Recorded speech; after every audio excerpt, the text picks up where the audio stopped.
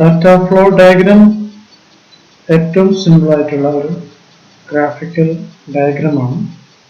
അത് ഉപയോഗിച്ചുകൊണ്ട് ഒരു സിസ്റ്റത്തിൽ വരുന്ന ഇൻപുട്ട്, അതിൽ നടക്കുന്ന പ്രോസസ്സിംഗ്, ഡാറ്റ പ്രോസസ്സിംഗ്, അതിനുശേഷം അതിലെ ഔട്ട്പുട്ട് ഡാറ്റ, ഇതെല്ലാം വളരെ വ്യക്തമായ രീതിയിൽ 5 സിമ്പിളുകൾ ഉപയോഗിച്ചുകൊണ്ട് നമുക്ക് കാണിക്കാൻ കഴിയും. പിന്നെ ഡാറ്റ ഫ്ലോ ഡയഗ്രത്തിൽ തന്നെ പല റെപ്രസെന്റേഷൻസ് ഉണ്ട്. അതിലൊരു പർട്ടിക്കുലർ റെപ്രസെന്റേഷൻ ഞാൻ പറയുന്നത്, വേറെയും ചില റെപ്രസെന്റേഷൻസ് ഉണ്ട്. അപ്പോൾ ഈ പർട്ടിക്കുലർ റെപ്രസെന്റേഷനകത്ത് പ്രധാനമായും 5 സിമ്പിൾസ് ആണ് ഉപയോഗിക്കുന്നത്. അപ്പോൾ ഒരു ഡാറ്റ ഏറ്റവും സിമ്പിളായി അതിന്റെ അബ്സ്ട്രാക്ട് ലെവലിൽ കാണിച്ച് ഏറ്റവും എളുപ്പമായ സിമ്പിളായിട്ടുള്ള ഒരു മെത്തേഡാണ് അബ്സ്ട്രാക്ട് ലെവൽ. ഏതൊരാൾക്കും ആ സിസ്റ്റം കണ്ടു കഴിഞ്ഞാൽ സിസ്റ്റത്തെ കുറിച്ചൊരു ഐഡിയ കിട്ടാനായിട്ടാണ് ഏറ്റവും അബ്സ്ട്രാക്ട് ആയിട്ടുള്ള, ഏറ്റവും സിമ്പിൾ ആയിട്ടുള്ള ലെവൽ കാണിക്കുന്നത്. അതാണ് ഹൈറാർക്കി ലെവലിൽ ഏറ്റവും ആദ്യമായി കാണിക്കുന്നത്. അതിനുശേഷമാണ് അടുത്ത ഹൈറാർക്കി ലെവലിലാണ് അതിന്റെ ഡീറ്റെയിൽഡ് ആയിട്ട് കാണിക്കുന്നത്. അപ്പോൾ അങ്ങനെ കാണിച്ച് താഴോട്ടുള്ള ലെവൽസ് കാണിക്കുമ്പോൾ ഓരോ ഫംഗ്ഷനെ കുറിച്ചും കൂടുതൽ കാര്യങ്ങൾ നമുക്ക് മനസ്സിലാക്കാൻ കഴിയും. ഡാറ്റ ഫ്ലോ ഡയഗ്രത്തിൽ ഉപയോഗിക്കുന്ന ആദ്യത്തെ സിമ്പിൾ ആണ് സർക്കിൾ. ഒരു ഫംഗ്ഷൻ ആണ് നമ്മൾ ഒരു സർക്കിൾ ആയിട്ട് രേഖപ്പെടുത്തുന്നത്. ഇതിനെ ബബിൾ എന്നും പറയാറുണ്ട്. ബബിളിനകത്ത് നമ്മൾ ഓരോ ഫംഗ്ഷനും, സിസ്റ്റത്തിൽ വരുന്ന ഓരോ ഫംഗ്ഷനുമാണ് സാധാരണ കാണിക്കാറുള്ളത്. ഫോർ എക്സാമ്പിൾ, ലൈബ്രറി മാനേജ്മെന്റ് സിസ്റ്റത്തിൽ നമുക്ക് വേണമെങ്കിൽ സെർച്ച് ബുക്ക്, ഒരു ബുക്ക് സെർച്ച് ചെയ്യണം.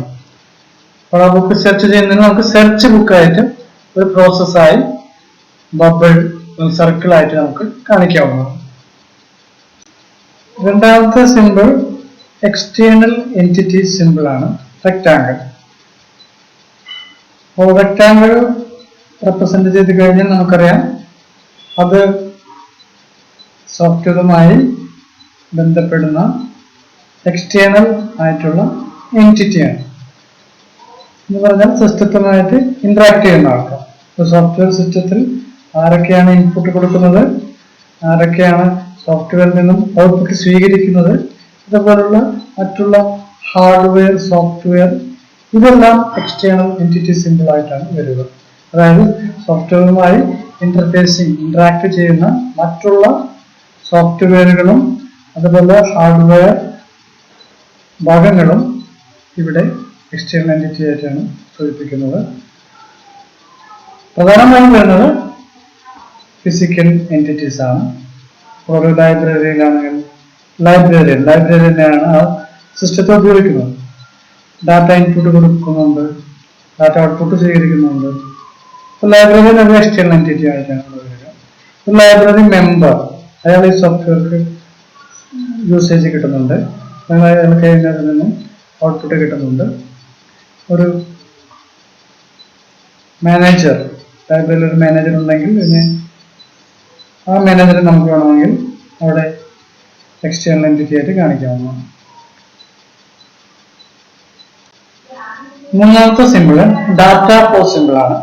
ഒരു ഡയറക്റ്റഡ് ആർക്ക് അല്ലെങ്കിൽ ഒരു ഏരോ ആണ് ഡാറ്റ ഫ്ലോ സിമ്പിൾ ആയിട്ട് ഉപയോഗിക്കുന്നത്. ഒരു ഡാറ്റ ഫ്ലോയെ റെപ്രസെന്റ് ചെയ്യാൻ വേണ്ടിയിട്ടാണ് ഒരു ഡാറ്റ ഫ്ലോ സിമ്പിൾ ഉപയോഗിക്കുന്നത്.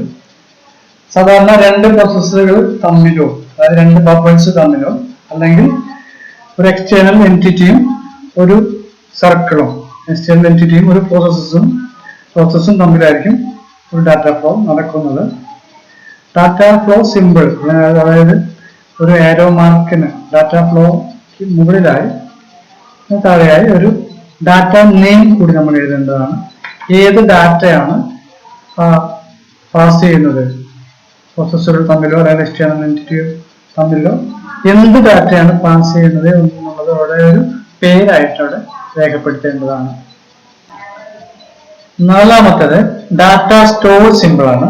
ഡാറ്റ സ്റ്റോർ സൂചിപ്പിക്കുന്നത് ഒരു ഫയലിനെയാണ്, ലോജിക്കൽ ഫയലിനെയാണ്. 2 പാരലൽ ലൈൻസ് ആണ് ഈ സിമ്പിൾ ആയിട്ട് ഉപയോഗിക്കുന്നത്. രണ്ട് പാരലൽസ് ഇട്ടാൽ നമുക്ക് മനസ്സിലാകും അതൊരു ഫയലാണ്. അല്ലാതെ ഒരു ഡാറ്റ സ്ട്രക്ചറുമാണ്. അത് ഡാറ്റ സ്റ്റോർ ആയിട്ടാണ് അത് സൂചിപ്പിക്കുന്നത്. അപ്പൊ ഡാറ്റ സ്റ്റോർ ചെയ്യാനായിട്ട് ഉപയോഗിക്കുന്ന എന്തും നമുക്ക് രണ്ട് പാരലൽ ലൈനായിട്ട് സൂചിപ്പിക്കാവുന്നതാണ്.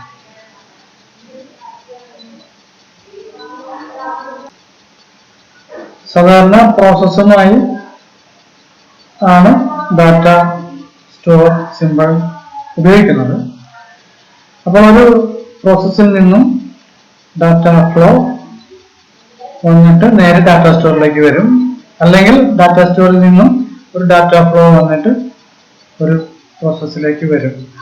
ഒരു പ്രോസസ്സ് കഴിഞ്ഞ് ഡാറ്റ സ്റ്റോർ ചെയ്യുന്നുണ്ടോ അല്ലെങ്കിൽ ഒരു ഫയലിൽ നിന്നും ഡാറ്റ സ്റ്റോറിൽ നിന്നും റീഡ് ചെയ്യുന്നുണ്ടോ, പ്രോസസ്സ് റീഡ് ചെയ്യുന്നുണ്ടോ എന്നുള്ളതാണ് ഇവിടെ സൂചിപ്പിക്കുന്നത്. അപ്പോൾ സാധാരണ ഒരു ഏരോ മാർക്ക് നമുക്ക് കാണാവുന്നതാണ് ഡാറ്റ സ്റ്റോറിലേക്ക്, അല്ലെങ്കിൽ ഒരു ഏരോ മാർക്ക് പുറത്തോട്ട് പോകുന്നത് കാണാവുന്നതാണ്. അപ്പോൾ ഇൻ ആൻഡ് ഔട്ട് ആയിട്ടാണ് ഡാറ്റ സ്റ്റോറിൽ നിന്നും ഡാറ്റ പോകുന്നത്. സാധാരണ ഡാറ്റ ഐറ്റംസ് അവിടെ എഴുതാറുണ്ട്. എന്ത് ഡാറ്റയാണ് ഡാറ്റ സ്റ്റോറിൽ നിന്നും പോകുന്നത്, അല്ലെങ്കിൽ എന്ത് ഡാറ്റ ഐറ്റമാണ് ഡാറ്റ സ്റ്റോറിലേക്ക് വരുന്നത് എന്നുള്ളത് ഒരു ഡാറ്റ ഐറ്റമാണ്. നമുക്ക് ഡാറ്റ ഫ്ലോ സിമ്പിളിനകത്ത് അവർ സൂചിപ്പിക്കാറുണ്ട്. അപ്പോൾ ഒരു സിസ്റ്റത്തിലെ ലോജിക്കൽ ഫയലിനാണ് ഒരു ഡാറ്റ സ്റ്റോർ വഴി റെപ്രസെന്റ് ചെയ്യുന്നത് രണ്ട് പാരലൽ ലൈൻസ്. അഞ്ചാമത്തത് ഒരു ഔട്ട്പുട്ട് സിമ്പിൾ ആണ്. ഔട്ട്പുട്ട് സിമ്പിൾ സാധാരണ സൂചിപ്പിക്കുന്നത് ഒരു ഹാർഡ് കോപ്പിയാണ്. നമ്മൾ എന്തെങ്കിലും സിസ്റ്റത്തിന്റെ പ്രവർത്തനത്തിന്റെ ഭാഗമായി എന്തെങ്കിലും ഹാർഡ് കോപ്പി ഉണ്ടെങ്കിൽ നമ്മൾ അതിനെ ഒരു ഹാർഡ് കോപ്പി സൂചിപ്പിക്കാനായിട്ട് ഒരു ഔട്ട്പുട്ട് സിമ്പിൾ കാണിക്കും. ഒരു റെക്ടാങ്കിളിന്റെ ഏതെങ്കിലും ഒരു ഭാഗം മുറിച്ചു മാറ്റപ്പെട്ട സിമ്പിൾ ആയിട്ടാണ് ഔട്ട്പുട്ട് സിമ്പിൾ കാണിക്കുന്നത്. ചിലപ്പോൾ കുറേയധികം ഹാർഡ് കോപ്പി ഉണ്ടാകും. അപ്പോൾ അവിടെയൊക്കെ നമ്മൾ ഈ ഔട്ട്പുട്ട് സിമ്പിൾ കാണിക്കേണ്ടി വരും. സാധാരണ രണ്ട് രീതിയിലുള്ള DFT ഉണ്ട്. ഒന്ന് ഫിസിക്കൽ DFT, മറ്റൊന്ന് ലോജിക്കൽ DFT.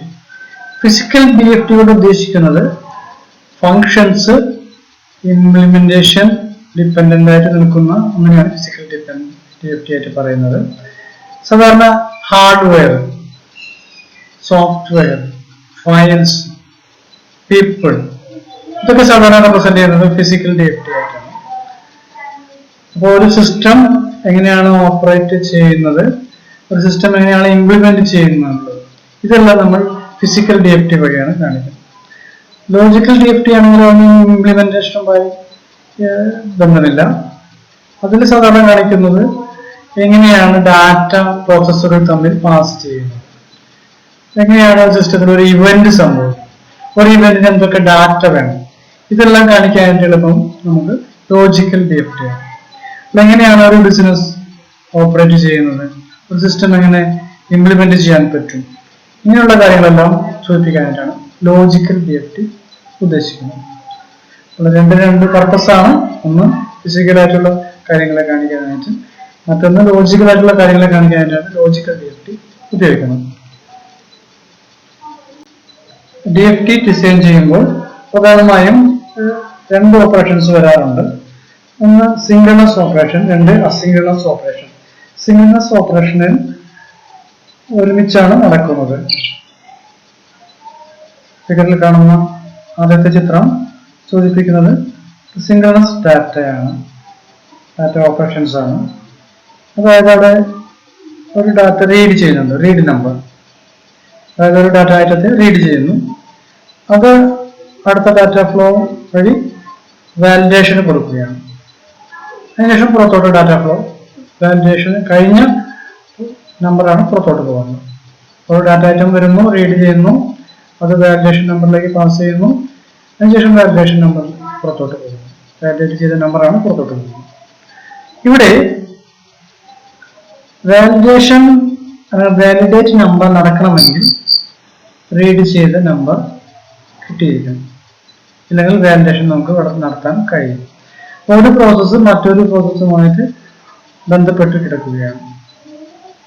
വാലിഡേറ്റ് നമ്പർ ചെയ്താൽ മാത്രമേ പിന്നെ അടുത്ത നമ്പർ റീഡ് ചെയ്യാൻ കഴിയുകയുള്ളൂ. അപ്പോൾ ഒരു പ്രോസസ്സിൽ നിന്നും ഒരു നമ്പർ അടുത്ത പ്രോസസ്സിലേക്ക് മൂവ് ചെയ്താൽ മാത്രമേ അടുത്ത ഡാറ്റ റീഡ് ചെയ്യാൻ കഴിയുള്ളൂ. അപ്പോൾ ഇങ്ങനെയുള്ള ബന്ധമുള്ള രണ്ട് പ്രോസസ്സിനെയാണ് നമ്മൾ സിൻക്രണസ് ഓപ്പറേഷൻ എന്ന് പറയുന്നത്. എന്നാൽ ചില പ്രോസസ്സുകൾ തമ്മിൽ പ്രത്യേകിച്ച് ബന്ധമില്ലാത്ത പ്രോസസ്സുകളും കാണാൻ കഴിയും. അതിനാണ് നമ്മൾ അസിൻക്രണസ് ഓപ്പറേഷൻ എന്ന് പറയുന്നത്. അവിടെ ബബിൾസ് അവിടെ ഇൻഡിപെൻഡന്റ് ആണ്. നേരത്തെ ബന്ധമുണ്ടായിരുന്നു, ഇവിടെ അത് ഇൻഡിപെൻഡന്റ് ആണ്. രണ്ടാമത്തെ ചിത്രത്തിൽ നമുക്ക് കാണാം, ഒരു ഡാറ്റ ഐറ്റം വരുന്നു, അതിനെ റീഡ് ചെയ്യുന്നു, അതിനുശേഷം ഡാറ്റ സ്റ്റോറിൽ പോയി അത് അവിടെ ശേഖരിക്കപ്പെടുകയാണ് ചെയ്യുന്നത്. അവിടെ ഡാറ്റ ഫയലിൽ നിന്നാണ് പിന്നെ അടുത്ത വാലിഡേറ്റ് നമ്പർ കോൾ ചെയ്യുന്നത്. അതിനുശേഷം അവിടെയാണ് വാലിഡേറ്റ് നമ്പർ അവിടെ പ്രവർത്തിക്കുന്നത്.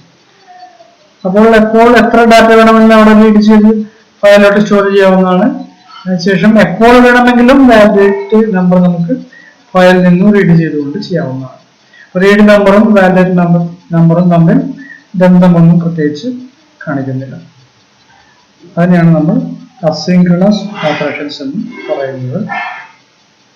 ഇപ്പൊ രണ്ട് ബബിൾസ് തമ്മിലാണ് സിൻക്രണസ് ഓപ്പറേഷനും അസിൻക്രണസ് ഓപ്പറേഷനും നടത്തുന്നത്. രണ്ട് സിമ്പിൾസ് ആണ് ഉപയോഗിക്കുന്നത്. ഒന്ന് 0, ഒന്ന് ഇൻറ്റു. ഏതെങ്കിലും ഒരു മാർക്ക് റോ, കോളം, ഡയഗണൽ ആയി വന്നാൽ അത് വരയ്ക്കുന്ന അല്ലെങ്കിൽ കുറിക്കുന്ന ആൾ വിജയിക്കുന്നു. ഇവിടെ ഇപ്പോൾ ഈ ഒരു എക്സാമ്പിളിനകത്ത് 0 ഡയഗണലായിട്ട് 3 എണ്ണം വന്നിട്ടുണ്ട്. അപ്പോൾ 3 കൺസെക്യൂട്ടീവ് മാർക്സ് വന്നാൽ അത് വിജയമായി കണക്കാക്കുന്നു. ഇനി ഇതിൻ്റെ DFT വരയ്ക്കുകയാണെങ്കിൽ നമുക്കറിയാം, ഇതാണ് ലെവൽ 0 DFT. അപ്പോൾ നേരത്തെ പറഞ്ഞു, ഡാറ്റ ഫ്ലോ ഡയഗ്രത്തിനകത്ത് ആദ്യം കാണിക്കുന്നത് ഏറ്റവും അബ്സ്ട്രാക്ട് ലെവലാണ്. അബ്സ്ട്രാക്ട് ലെവലിനകത്ത് പ്രധാനമായും എക്സ്റ്റേണൽ എൻറ്റിറ്റി ഉണ്ടാകും. സോഫ്റ്റ്വെയർ മൊത്തം ചെയ്യുന്നതിനെ ഒരു പ്രോസസ്സായാണ് കണക്കാക്കുന്നത്. ഇവിടെ ടിക് ടാക് ടോയ് സോഫ്റ്റ്വെയറിനെ ഒരൊറ്റ പ്രോസസ്സായി കണക്കാക്കിക്കൊണ്ട് ആ സോഫ്റ്റ്വെയറുമായി ഇൻട്രാക്ട് ചെയ്യുന്ന എല്ലാ എക്സ്റ്റേണൽ എൻറ്റിറ്റിയെയാണ് ഇവിടെ കാണിച്ചിട്ടുള്ളത്. ഇവിടെ ഇപ്പോൾ ഒരു ഗെയിമാണ്. ഈ ഗെയിമിനകത്ത് ഒന്ന് കമ്പ്യൂട്ടറാണ്, മറ്റേത് ഹ്യൂമൻ പ്ലെയറാണ്. അതുകൊണ്ട് തന്നെ ഒരു എൻറ്റിറ്റി മാത്രമേ ഇവിടെ കാണിക്കാനുള്ളൂ. അപ്പോൾ ഹ്യൂമൻ പ്ലെയർ നടത്തുന്ന ഒരു മൂവ്സ് ആണ്. ഓരോ ഗെയിമിൻ്റെ ഓരോ സ്റ്റെപ്പാണ് മൂവ് ആയിട്ട് ഇവിടെ കാണിച്ചിട്ടുള്ളത്. ഇപ്പോൾ ഡാറ്റ ആയിട്ട് കാണിച്ചിട്ടുള്ളത്, ഡാറ്റ ഫ്ലോ ആയിട്ട് കാണിച്ചിട്ടുള്ളത് മൂവ് ആണ്. തിരിച്ച് സോഫ്റ്റ്വെയർ അപ്പോഴുള്ള ഗെയിമിൻ്റെ അവസ്ഥ അതാണ് തിരിച്ച് ഡിസ്പ്ലേ ചെയ്യുന്നത്. അപ്പോൾ ഇതാണ് ഏറ്റവും അബ്സ്ട്രാക്ട് ലെവലിലുള്ള ഗെയിമിൻ്റെ ചിത്രം. ഒരു മനുഷ്യന് ഏറ്റവും മനസ്സിലാക്കാവുന്ന ഏറ്റവും ചെറിയ ലെവലാണ്, ഹൈറാർക്കി ലെവലിലെ ഏറ്റവും ആദ്യത്തെ ലെവലാണ് ഇവിടെ കാണിച്ചിട്ടുള്ളത്. ഇനി സോഫ്റ്റ്വെയറിനെ കുറിച്ച് കൂടുതൽ മനസ്സിലാക്കാനായി അടുത്ത ലെവലുകളിലേക്ക് പോകും. അതായത് ലെവൽസ് 1, ലെവൽ 2, അങ്ങനെ ഏതൊക്കെ ലെവലിലോട്ട് പോകണം ആ രീതിയിലാണ് അടുത്ത ലെവൽസ് ഇവിടെ വരച്ചു കാട്ടുന്നത്. ഇവിടെ ഇപ്പോൾ 0th ലെവൽ എന്നുകൂടി പറയാറുണ്ട്, 0 ലെവൽ ഡയഗ്രാം എന്നുകൂടി പറയാറുണ്ട്. അതുകൊണ്ടാണ് ടിക് ടാക് സോഫ്റ്റ്വെയർ താഴെ 0 എന്ന് മാർക്ക് ചെയ്തിട്ടുള്ളത്. 0 ലെവലിനകത്ത് നിന്നും അടുത്ത ലെവലിലേക്ക് പോകുമ്പോൾ പ്രോസസ്സിനെ കൂടുതൽ എക്സ്പ്ലെയിൻ ചെയ്ത് കാണിക്കുകയാണ് അടുത്ത ലെവലിൽ ചെയ്യുന്നത്. അപ്പോൾ അവിടെ ബാക്കിയുള്ള സിമ്പിൾസ് വരും. അതിനകത്ത് ഡാറ്റ സ്റ്റോർ, ഔട്ട്പുട്ട് ഇതെല്ലാം വരും. ഇപ്പോൾ ഈ ലെവലിനകത്ത് 3 സിമ്പിളെ കാണിച്ചിട്ടുള്ളൂ. അടുത്ത ലെവലിലോട്ട് പോകുമ്പോൾ 4 പ്രോസസ്സായിട്ട് കാണിച്ചിട്ടുണ്ട്. നേരത്തെ 0 മാത്രമായിരുന്നു, ഇവിടെ അത് 0.1, 0.2, 0.3, 0.4. അത് 4 പ്രോസസ്സായിട്ടാണ് സോഫ്റ്റ്വെയറിൻ്റെ ഭാഗങ്ങൾ പോകുന്നത്. ഒന്നാമത്തത് ഡിസ്പ്ലേ ബോർഡ്. സോഫ്റ്റ്വെയർ ഗെയിം കളിച്ചുകൊണ്ടിരിക്കുമ്പോൾ ഇടയ്ക്കിടയ്ക്ക് ഓരോ മൂവ് ചെയ്ത് കഴിയുമ്പോഴും ബോർഡിലെ ഗെയിമിൻ്റെ അവസ്ഥ കാണിച്ചു കൊടുക്കേണ്ടി വരും. അതിനുവേണ്ടിയാണ് 0.1 എന്നുള്ള പ്രോസസ്സ് അവിടെ ഉള്ളത്. രണ്ടാമത് 0.2 വാലിഡേറ്റ് മൂവ് എന്ന് പറയും. ഓരോ തവണ മൂവ്മെൻറ്റ് നടത്തുമ്പോഴും ഒരു ഹ്യൂമൻ പ്ലെയർ ഒരു മൂവ്മെൻറ്റ് നടത്തുമ്പോൾ അത് ശരിയാണോ തെറ്റാണോ എന്ന് ചെക്ക് ചെയ്യുകയാണ് വാലിഡേറ്റ് മൂവ് എന്ന പ്രോസസ്സിൻ്റെ ലക്ഷ്യം. മൂന്നാമത്തെ പ്രോസസ്സ് പ്ലേ മൂവ് ആണ്. ഓരോ തവണയും അതൊരു ഗെയിമിൻ്റെ കളിയായിട്ട് അടുത്ത പ്രോസസ്സിൽ കാണിക്കുന്നു. അപ്പോൾ വാലിഡേറ്റ് ചെയ്ത് കഴിഞ്ഞാൽ പിന്നെ അത് എക്സ്റ്റേണൽ എൻറ്റിറ്റിയിൽ സ്റ്റോർ ചെയ്യേണ്ടി വരും. അതിനുശേഷം പ്ലേ മൂവ് കൂടി അവിടെ സ്റ്റോർ ചെയ്യുന്നു. ഇനി ഇത് ഓരോ തവണ പ്ലേ മൂവ് കഴിയുമ്പോഴും ഓരോ തവണ കളിച്ച് അവസാനം ഒരു പക്ഷേ 2 റിസൾട്ട് ഉണ്ട്. ഒന്നാമത്തത് വിജയി ഏതെങ്കിലും ഒരാൾ, ഹ്യൂമൻ പ്ലെയറോ സോഫ്റ്റ്വെയറോ, അതായത് ഹ്യൂമൻ പ്ലെയറോ അല്ലെങ്കിൽ കമ്പ്യൂട്ടറോ. അപ്പോൾ ആരെങ്കിലും വിജയിക്കുകയാണെങ്കിൽ ആ ചെക്ക് വിന്നർ, ഓരോ തവണയും വിന്നർ ചെക്ക് ചെയ്യേണ്ടി വരും. അപ്പോൾ ആരാണ് വിജയിച്ചത് എന്നുള്ളത് അവിടെ ഡിസ്പ്ലേ ചെയ്യേണ്ടി വരും. അതാണ് നാലാമത്തെ പ്രോസസ്സ് ചെക്ക് വിന്നറിൽ ചെയ്യുന്നത്. 0.4 ആ റിസൾട്ടാണ് അവിടെ ഡിസ്പ്ലേ ചെയ്യുന്നത്. ചിലപ്പോൾ ആരും ജയിക്കാത്ത അവസ്ഥ വരും. കാരണം ചിലപ്പോൾ ഒരു ബോർഡിലെ ആരും ജയിക്കാത്ത രീതിയിൽ ചിലപ്പോൾ ഒരു സ്ട്രേറ്റ് ലൈൻ ഇല്ലാത്തൊരവസ്ഥ വരും. Row, column, diagonal straight line ഇല്ലാത്തൊരവസ്ഥ വരും. അപ്പോഴാണ് സമനില എന്നുള്ളൊരവസ്ഥ വരിക. അപ്പോൾ അതായാലും ഇവിടെ ചെക്ക് വിന്നർ തന്നെയാണ് അവിടെ റിസൾട്ട് പ്രഖ്യാപിക്കുക. അതായത് 9 മൂവും കഴിഞ്ഞ് അവിടെ സ്ട്രേറ്റ് ലൈൻ വരുന്നില്ലെങ്കിൽ അവിടെ ഒരു ഡ്രോ ആയി 2 പേരെയും വിന്നേഴ്സായിട്ട് ഡിസ്പ്ലേ ചെയ്യുന്നു. ഇതാണ് നാലാമത്തെ പ്രോസസ്സിൻ്റെ ലക്ഷ്യം. അപ്പോൾ ഇങ്ങനെയാണ് DFT പോകുന്നത്. Level 0, level 1. ഇനി അടുത്ത ലെവലിലോട്ട് പോകുമ്പോൾ നമ്മൾ ചെയ്യുന്നത് ഈ 4 പ്രോസസ്സ് നിലവിലുണ്ട്. 0.1, 2, 3, 4. ഈ 4 പ്രോസസ്സിൽ ഏതെങ്കിലും കൂടുതൽ പ്രോസസ്സുകൾ ചെയ്യുന്നതാണെങ്കിൽ, കൂടുതൽ എക്സ്പാൻഷൻ വേണമെങ്കിൽ, ഹൈറാർക്കി വീണ്ടും വേണമെങ്കിൽ ലെവൽ 2ലോട്ട് പോകും.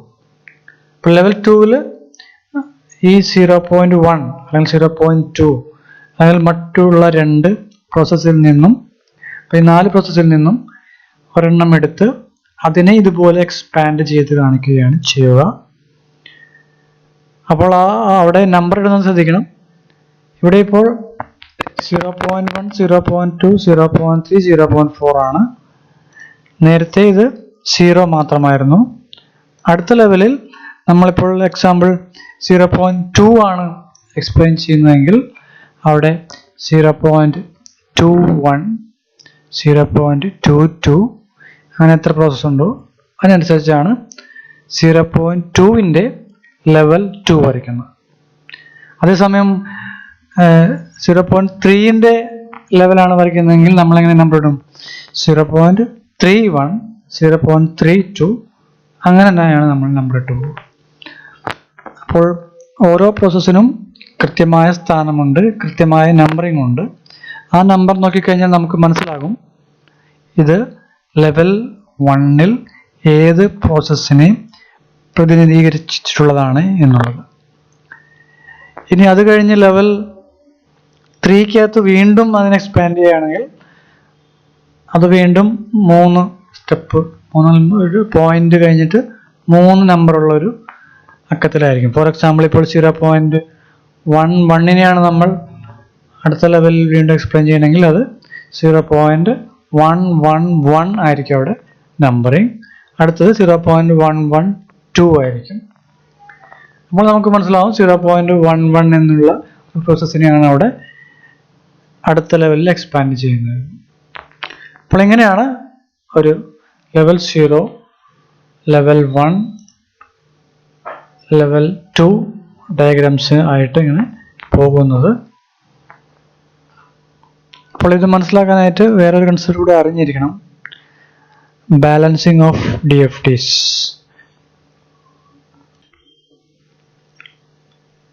നമുക്കിനി ബാലൻസിങ് DFT എങ്ങനെയാണ് ചെയ്യുന്നതെന്ന് ഒരു എക്സാമ്പിൾ ഡയഗ്രത്തിലൂടെ മനസ്സിലാക്കാം. ലെവൽ 1 DFT ആണ് ആദ്യത്തെ ചിത്രമായി കാണിച്ചിട്ടുള്ളത്. അതിനകത്ത് 3 പ്രോസസ് 0.1 P1, 0.2 P2, 0.3 P3. 0.1 നിന്നും അല്ലെങ്കിൽ P1 നിന്നുമാണ് D1 എന്നുള്ള ഡാറ്റ പാസ് ചെയ്യുന്നത്. P3 നിന്നും D2 പാസ് ചെയ്യുന്നു. P1 നിന്നും D3 പാസ് ചെയ്യുന്നു P2ലേക്ക്. P3 നിന്നും P2ലേക്ക് D4 എന്ന ഡാറ്റ പാസ് ചെയ്യുന്നു. അപ്പോൾ നമ്മൾ ലെവൽ ഓഫ് DFT കണ്ടു. ലെവൽ 0, ലെവൽ 1, ലെവൽ 2 ഇങ്ങനെ പോകും ലെവൽസ്. നേരത്തെയുള്ള എക്സാമ്പിൾ നമ്മൾ കണ്ടു.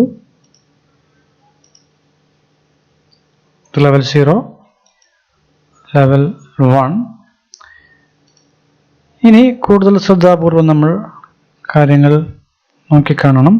നേരത്തെ ഞാനൊരു എക്സാമ്പിൾ മാത്രമാണ് പറഞ്ഞത്, കാരണം അവിടെ കൃത്യമായ ബാലൻസിങ് DFT കാണിച്ചിട്ടില്ല. ഒരു ലെവലിൽ നിന്നും അടുത്ത ലെവലിലേക്ക് പോകുമ്പോൾ കൃത്യമായ ഡാറ്റ കാണിച്ചിരിക്കണം. ഫോർ എക്സാമ്പിൾ ലെവൽ 1ൽ P1 എന്നുള്ള ഒരു പ്രോസസ്സ് നോക്കാം. ഈ P1 എന്നുള്ള പ്രോസസ്സ് അടുത്ത ലെവൽ 2 ആയി വരയ്ക്കുമ്പോൾ തൊട്ട് മുമ്പത്തെ, അതായത് ലെവൽ 1ലെ DFTയിൽ ഏതൊക്കെ ഡാറ്റ വരുന്നുണ്ട്, പോകുന്നുണ്ട്, in and out from the process ശ്രദ്ധിച്ചിരിക്കണം. അപ്പോൾ P1നകത്ത് 3 ഡാറ്റയാണ് പ്രധാനമായും വരുന്നത്. ഒന്ന് D1, D2, D3. D1ഉം D3യും P1ൽ നിന്നും ഔട്ട് പുറത്തോട്ടാണ് പോകുന്നത്. അതേസമയം D2 P1ലേക്ക് ഇൻ ആണ്, ഇൻകമിങ് ഡാറ്റ ആയിട്ടാണ് കാണിച്ചിരിക്കുന്നത്. അപ്പോൾ അടുത്ത ലെവൽ 2 വരയ്ക്കുമ്പോൾ, ലെവൽ 2 DFT വരയ്ക്കുമ്പോൾ P1ന്റെ 0.1ന്റെ ലെവൽ 2 DFT വരയ്ക്കുമ്പോൾ ഈ 3 ഡാറ്റയും അവിടെ കൃത്യമായി കാണിച്ചിരിക്കണം. അപ്പോൾ അടുത്ത ലെവൽ നമുക്ക് കാണാം 0.1ന്റെ 3 പ്രോസസ്സാണ് ഉള്ളത്. 0.1.1, 0.1.2, 0.1.3. ആ നമ്പറിങ് കാണുമ്പോൾ തന്നെ നമുക്ക് മനസ്സിലാവും അതൊരു ലെവൽ 2 DFT ആണ്. അതിന് 3 ഭാഗങ്ങളാണ് ഉള്ളത്. 0 ഉണ്ട്, പിന്നെ 1 ഉണ്ട്, പിന്നെ അതിൻ്റെ അടുത്ത 1, 2, 3. അതേസമയം ലെവൽ 1നകത്ത് 2 ഭാഗങ്ങളായിരുന്നു, 0ഉം 1ഉം. 0.1 2 ഭാഗങ്ങളാണുള്ളത് ലെവൽ 1ന്. ലെവൽ 2ന് 3 ഭാഗങ്ങളാണുള്ളത്. ലെവൽ 0 ആണെങ്കിൽ ഒറ്റ ഭാഗമേ ഉള്ളൂ, 0 മാത്രം. അപ്പോൾ ഓരോ പ്രോസസ്സിൻ്റെ നമ്പറിങ് കണ്ടാൽ നമുക്ക് മനസ്സിലാവും അത് ഏത് ലെവൽ DFT ആണ്. ലെവൽ 2 ആണെങ്കിൽ 3 ഭാഗങ്ങളുണ്ടാവും, ലെവൽ 1 ആണെങ്കിൽ 2 ഭാഗങ്ങളുണ്ടാവും. ഇനി ഡാറ്റ നോക്കാം. P11ൽ എന്ന പ്രോസസ്സ് നോക്കൂ. അവിടെ D2 എന്നൊരു ഡാറ്റ വരുന്നുണ്ട് ഇൻകമിംഗ് ആയിട്ട്. ഇതാണ് ലെവൽ 1ലെ D2. അതായത് P1 പ്രോസസ്സ് എക്സ്പാൻഡ് ചെയ്തപ്പോൾ 3 പ്രോസസ്സ് കിട്ടി. അതിലൊരു പ്രോസസ്സ് D2 എന്നുള്ള ഡാറ്റയെ കാണിച്ചിട്ടുണ്ട്. ഇനി P12 നോക്കൂ. അവിടെ D1 എന്ന ഡാറ്റ പുറത്തോട്ട് പോകുന്നുണ്ട്. P13 നോക്കൂ. അവിടെ D3 എന്നുള്ള ഡാറ്റ പുറത്തോട്ട് പോകുന്നുണ്ട്. അപ്പോൾ D1 പുറത്തോട്ട് പോകുന്നുണ്ട്, D3 പുറത്തോട്ട് പോകുന്നുണ്ട്, D2 അകത്തോട്ട് വരുന്നുണ്ട്. ഇത് തന്നെയാണ് ലെവൽ 1 DFTക്കകത്ത്. P1 എന്ന പ്രോസസ്സിനകത്ത് 0.1 എന്ന നമ്പറിംഗ് ഉള്ള പ്രോസസ്സിനകത്ത് 3 ഡാറ്റ. അത് തന്നെയാണ് ലെവൽ 2നകത്ത് കാണിച്ചിട്ടുള്ളത്. ഇനി ബാക്കിയുള്ള ഡാറ്റയെല്ലാം ഈ പ്രോസസ്സുകൾ തമ്മിൽ അങ്ങോട്ടും ഇങ്ങോട്ടും പാസ് ചെയ്യുന്ന ഡാറ്റയാണ് D21, D22, D23. അപ്പോൾ ഇങ്ങനെയാണ് ബാലൻസിങ് DFT ചെയ്യേണ്ടത്. ഒരു ലെവലിൽ നിന്നും അടുത്ത ലെവലിലേക്ക് പോകുമ്പോൾ ഏതൊക്കെ ഡാറ്റ വരുന്നുണ്ട് പോകുന്നുണ്ട് എന്നുള്ളത് നോക്കി കൃത്യമായി അടുത്ത ലെവലിൽ അത് കാണിച്ചിരിക്കണം. ഇനി ആ ഡാറ്റ പാസ് ചെയ്യുമ്പോൾ കൂടുതൽ പ്രോസസ് വരുന്നുണ്ടെങ്കിൽ അതിനെ ഇങ്ങനെ D21, D22, D23 ആയി കാണിച്ചിരിക്കണം. എല്ലാ ഡാറ്റ ഫ്ലോയ്ക്കും അവിടെ കൃത്യമായ ഡാറ്റ കാണിച്ചിരിക്കണം. ഇതൊക്കെയാണ് DFT വരയ്ക്കുമ്പോൾ ശ്രദ്ധിക്കേണ്ടത്.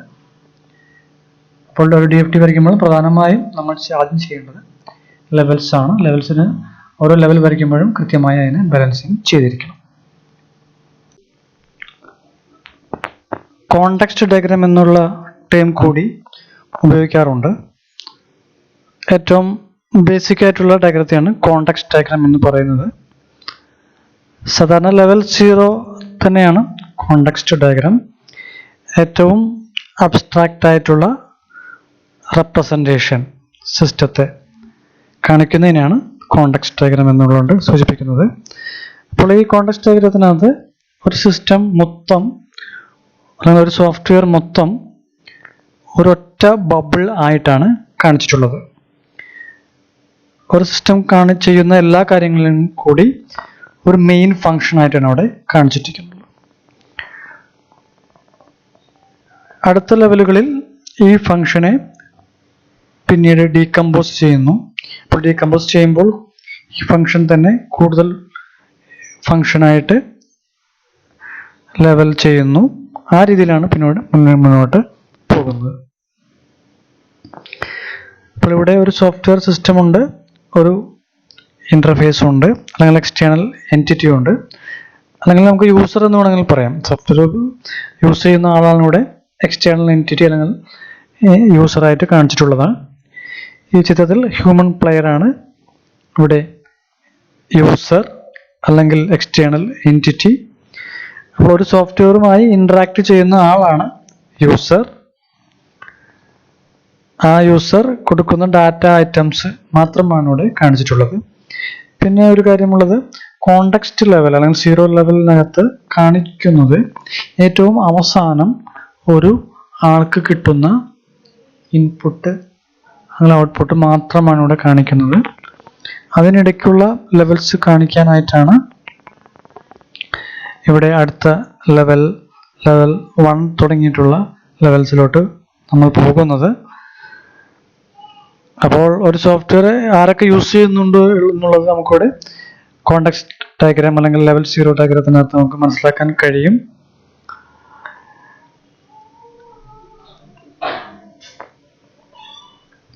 ഒരു കോണ്ടെക്സ്റ്റ് ലെവൽ ഉണ്ടാക്കാൻ നമുക്ക് ചെയ്യേണ്ട കാര്യം ഇത്രയേ ഉള്ളൂ. നമ്മൾ SRS ഡോക്യുമെന്റ് വായിച്ചു നോക്കുക.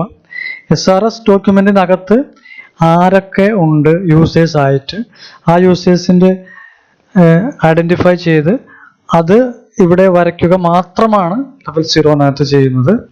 ആ യൂസറിന് അല്ലെങ്കിൽ എക്സ്റ്റേണൽ എൻറ്റിറ്റിക്ക് എന്ത് ഇൻപുട്ട് അല്ലെങ്കിൽ എന്ത് ഔട്ട്പുട്ടാണ് സോഫ്റ്റ്വെയറുമായി ചെയ്യാനുള്ളത് അത് മാത്രമാണ് നമ്മൾ കോണ്ടെക്സ്റ്റ് ലെവലിനകത്ത് ചെയ്യുന്നത്. അപ്പോൾ ഈ ഡയഗ്രാം നോക്കിക്കഴിഞ്ഞാൽ നമുക്ക് മനസ്സിലാകും ഈ സോഫ്റ്റ്വെയർ ആരൊക്കെയാണ് യൂസ് ചെയ്യുന്നത്, ആ യൂസറിന് എന്ത് ഇൻപുട്ട് അല്ലെങ്കിൽ ഔട്ട്പുട്ട് ആണ് ഒരു സോഫ്റ്റ്വെയറിൽ നിന്ന് കിട്ടുന്നുണ്ട് എന്നുള്ളത് ഈ ഒരു ഡയഗ്രത്തിൽ നിന്നും ആർക്കും മനസ്സിലാകുന്നതാണ്. അതുകൊണ്ട് തന്നെ ഒരു സിസ്റ്റത്തെ ഏറ്റവും എളുപ്പത്തിൽ മനസ്സിലാക്കാനുള്ള ആദ്യ പടിയാണ് ലെവൽ 0. സാധാരണ നൗൺ ആണ് സോഫ്റ്റ്വെയർ സിസ്റ്റത്തിന്റെ പേരായിട്ട് എഴുതുന്നത്. ഇവിടെ ടിക് ടാക് ടോയ് സോഫ്റ്റ്വെയർ എന്നുള്ള പേരാണ് എഴുതിയിട്ടുള്ളത് ബബിളിന്റെ പേരായിട്ട്. ഒരു നൗൺ ആണ് സാധാരണ അവിടെ എഴുതേണ്ടത്. വെർബ് എഴുതുന്നത് ഡാറ്റ ഫ്ലോക്കാണ്.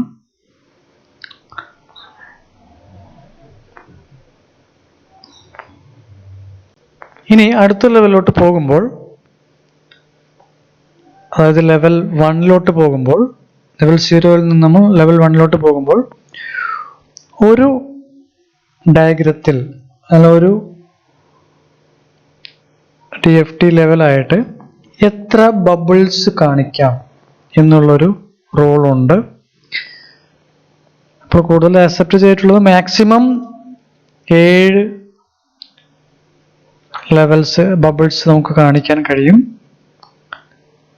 3 മുതൽ, അതായത് 3, 4, 5, 6, 7 ബബിൾസ് ആണ് ഒരു DFTക്കകത്ത് കാണിക്കേണ്ടത്. 8 ബബിൾസ് വരുന്ന സാഹചര്യം ഉണ്ടെങ്കിൽ നമ്മൾ അതിനെ 2 ചിത്രമായിട്ട് കാണിക്കണം. ആ രീതിയിൽ വേണം അടുത്ത ലെവലിൽ നമ്മൾ കാണിക്കേണ്ടത്. ഇപ്പൊ ഈ എക്സാമ്പിളിൽ കൃത്യമാണ് 4 ആണ്, അതിൻ്റെ 4 ബബിൾസ് ആണ് ഇതിനകത്തുള്ളത്. അപ്പോൾ കൃത്യമാണ്. അപ്പോൾ 3ൽ കുറവ്, ഇപ്പൊ 2 വന്നു കഴിഞ്ഞാൽ അങ്ങനെ വരയ്ക്കാതിരിക്കാൻ നമ്മൾ ശ്രമിക്കണം.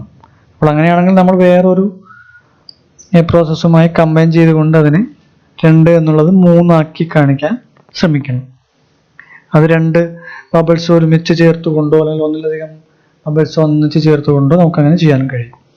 അപ്പോൾ ഒരു ബബിളിനെ ഒരു പ്രോസസ്സിനെ അടുത്ത ലെവലിൽ ഡീകമ്പോസ് ചെയ്ത് കൂടുതൽ ബബിൾസ് ആക്കുമ്പോൾ, കൂടുതൽ ഫങ്ഷൻസ് കാണിക്കുമ്പോൾ, അല്ലെങ്കിൽ കൂടുതൽ സബ് ഫങ്ഷൻസ് ആക്കുമ്പോൾ, സാധാരണ ഒരു പ്രോസസ്സ് ഒരു ഫംഗ്ഷൻ ആയിരിക്കും, ആ ഫംഗ്ഷനെ സബ് ഫങ്ഷൻസ് വഴി നമ്മൾ റെപ്രസെന്റ് ചെയ്യുമ്പോൾ 3 to 7 ഫംഗ്ഷൻ ആയിട്ട് കാണിക്കണം. ഇപ്പോൾ കുറവാണെങ്കിൽ നമ്മൾ അതിനെ കൂടുതലാക്കണം. 7 മുകളിൽ 8 വരികയാണെങ്കിൽ നമ്മൾ അതിനെ 2 ആക്കി ആ രീതിയിൽ പ്രോസസ്സിനെ അറേഞ്ച് ചെയ്യേണ്ടതാണ്.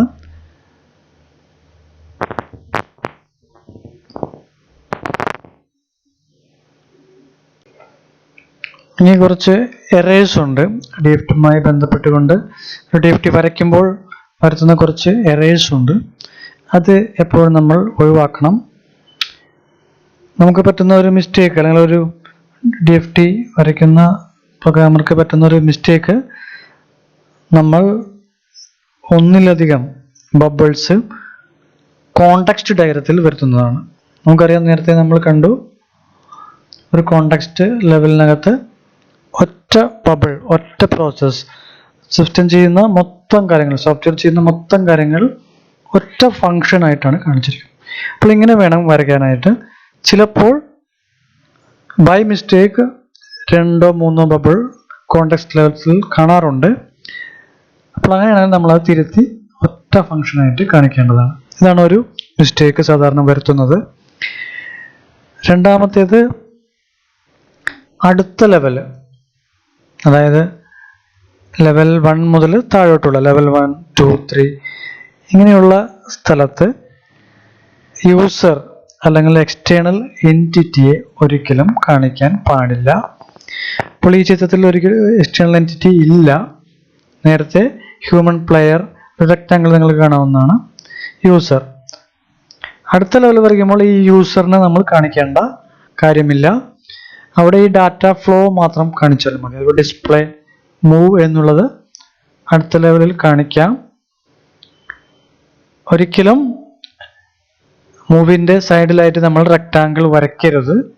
അതിൻ്റെ ആവശ്യമില്ല, കാരണം ഇവിടെ കാണിച്ചിട്ടുള്ളതാണ് ഓൾറെഡി.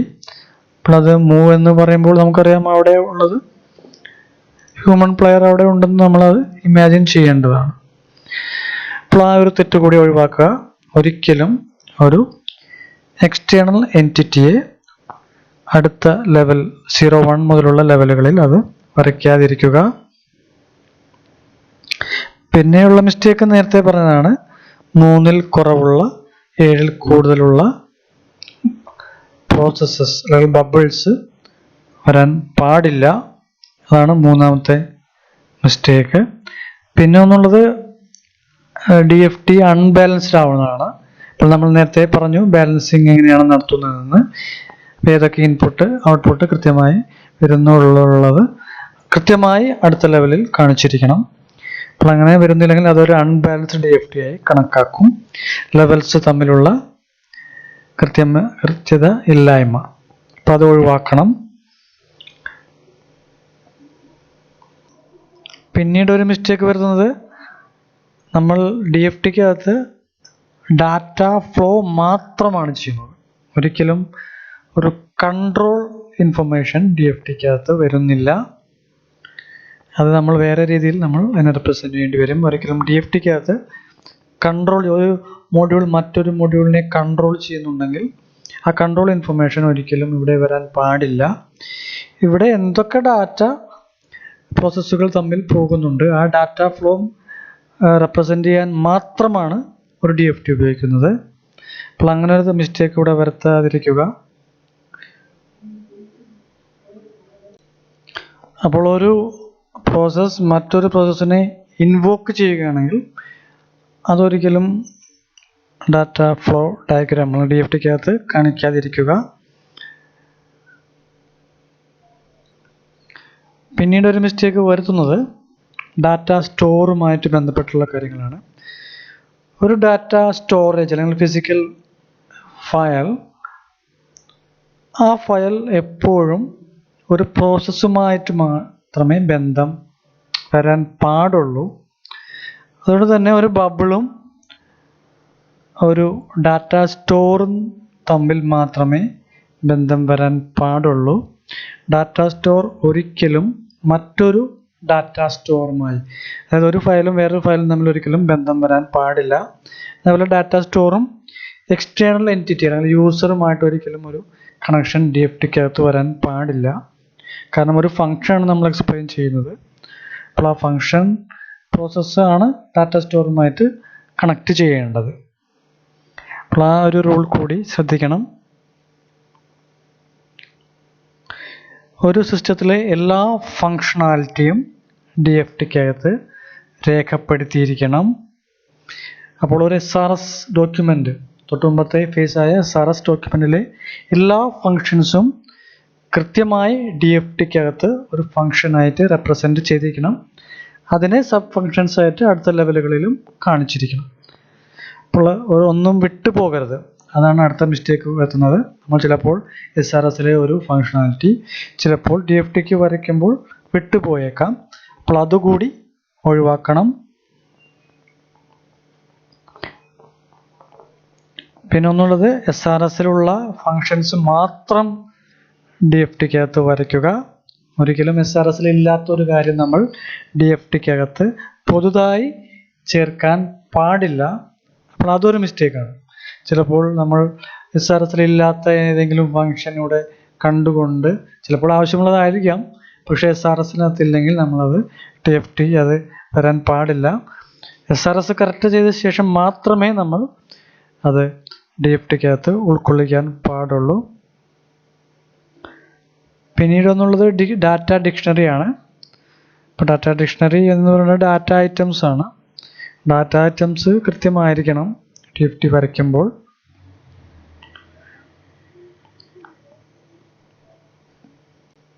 പിന്നീട് ഒന്നുള്ളത് ഡാറ്റ ഫങ്ഷൻ എന്നുള്ളവയുടെ പേരാണ്. ഡാറ്റ നെയിം എന്ത് വേണം, ഡാറ്റ ഫ്ലോ എന്ത് വേണം, ഡാറ്റ സ്റ്റോറിൻ്റെ പേര് എന്ത് വേണം, അതുപോലെ പ്രോസസ്സ് എങ്ങനെ വേണം. അപ്പോൾ ഓരോന്നിനും പേരെങ്ങനെ വേണം എന്നുള്ളതൊരു ക്വസ്റ്റ്യനാണ്. ഒരിക്കലും നമ്മൾ ABCD എന്ന് ഇങ്ങനെ പേര് കൊടുക്കാതിരിക്കുക. ആ പ്രോസസ്സ് എന്താണ് ചെയ്യുന്നത് അതിനുമായി ബന്ധപ്പെടുത്തി വേണം നമ്മൾ പ്രോസസ്സിന് പേര് കൊടുക്കാൻ. ഒരു ഡാറ്റ സ്റ്റോർ എന്താണ് ചെയ്യുന്നത് അതുമായിട്ട് ബന്ധപ്പെട്ട് വേണം ഡാറ്റ സ്റ്റോറിന് പേര് കൊടുക്കാൻ. അപ്പോൾ എല്ലാ DFTയിലുള്ള ഏതൊക്കെ എൻറ്റിറ്റിക്ക് എന്തൊക്കെ പേര് വേണം എന്നുള്ളത് കൃത്യമായി തന്നെ കൊടുക്കുക. ഒരിക്കലും ABCXYZ എന്നൊന്ന് കൊടുക്കാതിരിക്കുക. അതും ഒരു മിസ്റ്റേക്കായിട്ടാണ് കണക്കാക്കുന്നത്. അപ്പോൾ ഇത്രയും റൂൾസാണ്, ഇത്രയും എറേഴ്സാണ് സാധാരണ ഒരു DFTക്കകത്ത് വരുന്നത്.